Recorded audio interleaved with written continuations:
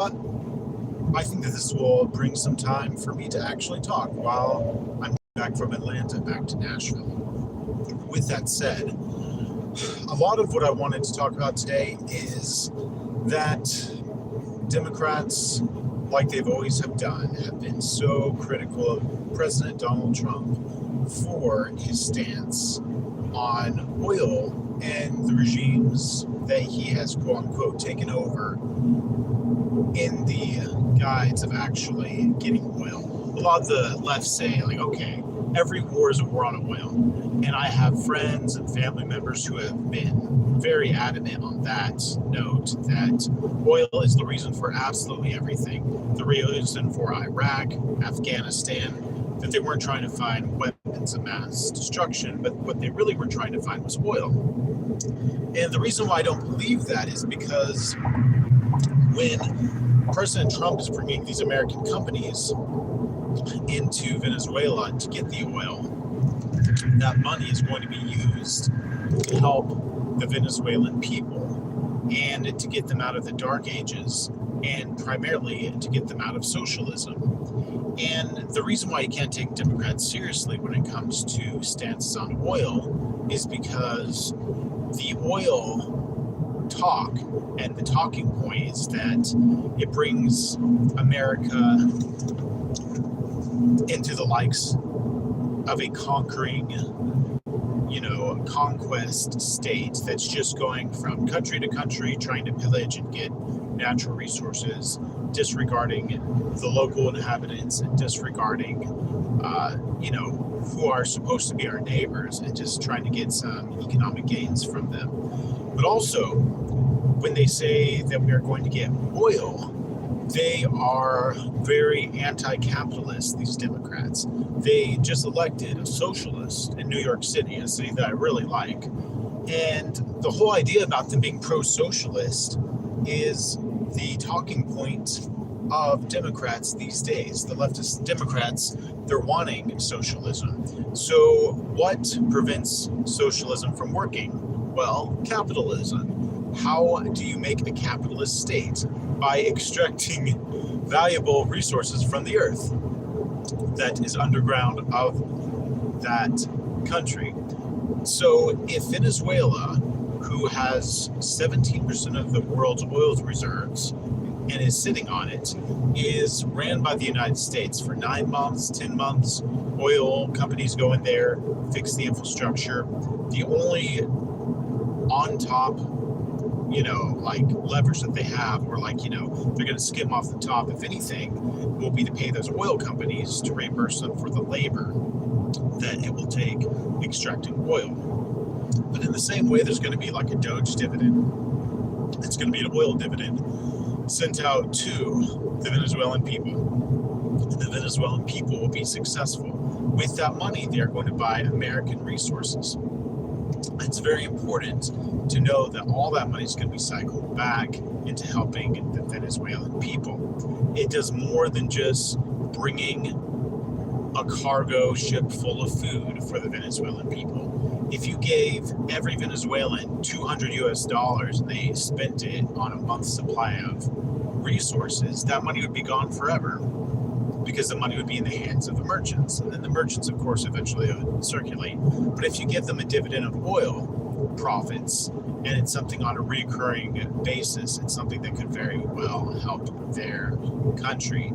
And when you look at people who want to help other countries, primarily Republicans in Congress and in our current administration, they do it through the only means that it has worked in American history, which is capitalism. Capitalism is the greatest system of government we've ever had, and probably the whole world will ever have. So giving those people a chance is very much what it's all about. Now, I want to go back to talking about Cuba, because I talked about it the other day about the potential fall of Cuba. The reason why the communist revolution happened in Cuba is they wanted for the imperialism of the United States to be eliminated from the island. The way that their talking points match our politicians' talking points on the Democratic side is like these big corporations are taking advantage of working people and not paying them a fair wage. So the companies have to go, or the companies have to pay their fair share. Well, in the case of Cuba, they just wanted all of these big casinos and companies off the island because, they were saying capitalism is evil. So in the same way, why would Venezuela want to get rid of the oil companies or get rid of anything that would make the country industrialized? Because industrialization, the trickle-down economics effect of it will work. It has worked in the past. The only thing is that you have to be under the impression that the money that is paid to employees, that would have been continuously paid to employees in Cuba if the communist revolution never happened, is the same amount of economic activity that's going to happen in Venezuela. Let's just say Venezuela becomes a state. That state would be very rich. It would be a very rich state because of the oil, and the oil being brought back as profits to the community. What that community does with the money will be wanting to leverage their power in the world to bring American companies to Venezuela. And if American companies are in Venezuela, the left will argue that paying a Venezuelan who's already in the country, I don't know, $10 US an hour to work at a hotel will be stealing from them. I only agree on the $10 an hour mark when we have a bare minimum wage kind of set by society of about $15 an hour in the United States right now. So let's just say Best Western goes to Venezuela, completely separated from the oil industry. Best Western is going to hire a lot of Venezuelans to work and run the hotel. Those employees who are working at the hotel are not being taken advantage of. They're benefiting from the system of capitalism that enriches everyone. It enriches the person who is either renting the land to Best Western or sold the land to Best Western. That makes a rich Venezuelan. The taxes that are generated on that land to the Venezuelan country also benefits Venezuelans.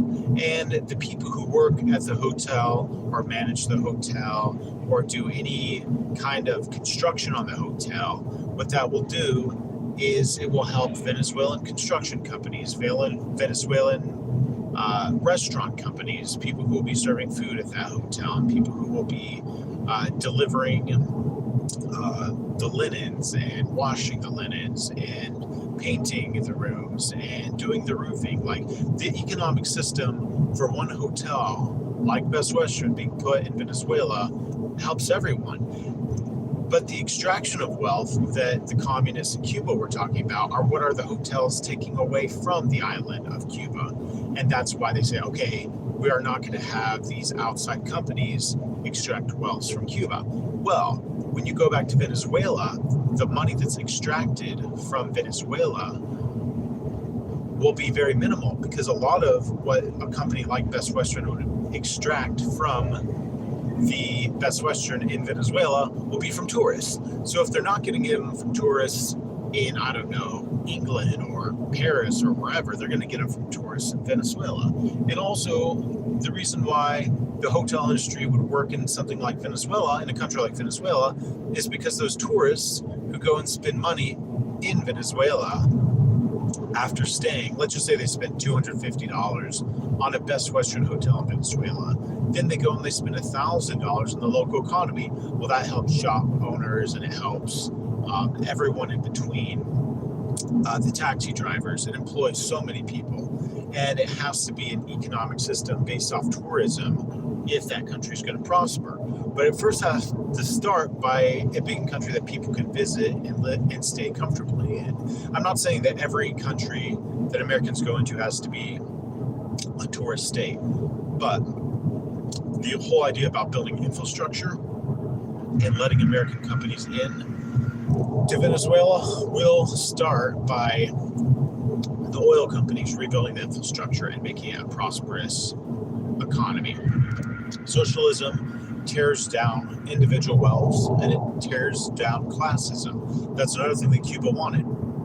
They wanted to get rid of classes. They didn't want an upper class, lower class, or middle class. Everyone makes the same money regardless of their skill set. That's why doctors make $2 a day and farmers make $2 a day. Well, a similar system has been in place in Venezuela.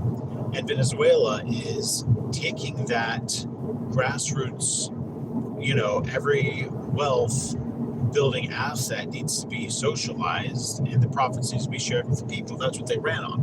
But in reality, everyone became more poor and they fled to the United States. Now, this old job that I worked at, there was about 7 Venezuelans that all did not get their work visas renewed. And one of those reasons were Trump wanted Venezuelans to go back to their home country, primarily because he knew what he was going to do as far as the dictator and how he was going to remove him. Trump wants Venezuela to be built by Venezuelans, and he's very clear about that. Just because there's 5 people, who are going to be on an oil rig doing the dirty work of getting that oil repaired and, per tanker out, on the coast of Venezuela every day, doesn't mean that it's not going to help the Venezuelans.